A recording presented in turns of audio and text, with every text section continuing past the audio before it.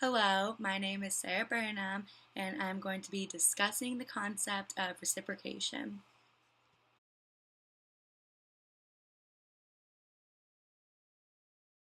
Reciprocation can be defined as a mutual exchange or a return in kind or of like value. In the influence book, it talks about the rules of reciprocation. The rule states that we should try to repay in kind what another person has provided for us. This is a well-known rule that is present in our everyday lives. It basically is saying if someone does you a favor, you do one in return, or somebody gets you a gift, you give a gift back, or if someone invites you to something, you invite them to whatever you're doing. It is a basic rule that is so common that there's no human society that does not subscribe to the rule. In the previous slide, you can see that there are a lot of benefits to the rule of reciprocity. It builds trust, cooperation, synergy, and collaboration, which are four very essential components when you're trying to make a deal or sell a product. The power of the reciprocity rule shows itself in many arenas. It is seen at all levels of politics and is also seen in merchandising. One of the more common examples of reciprocity use in merchandising would be when a company has free samples that they're giving out to their consumers.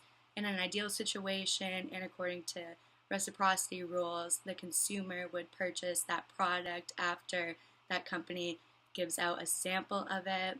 So they're giving something to the consumer, hoping that the consumer will give something back.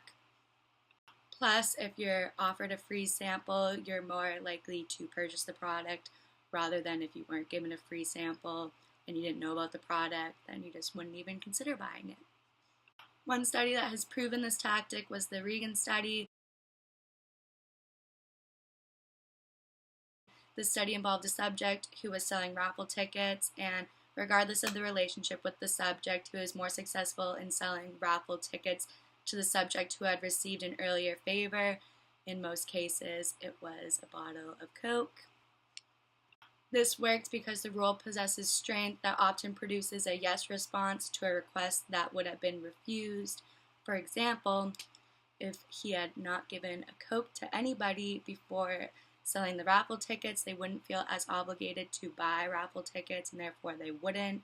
But since he bought them a Coke, they were more likely to buy his raffle tickets because they felt like they owed him something. Anthropologists have found that reciprocity has been around for as long as human existence as an adaptive mechanism, which is why the rule is proven to be more successful. This is seen as early human development when people trade with each other or provide services. They're expecting services in return. There are many complex details that go into reciprocation, but the overall idea of it is very simple and can be best described by a quote from Marcel Mauss, which states, "There is an obligation to give, an obligation to receive, and an obligation to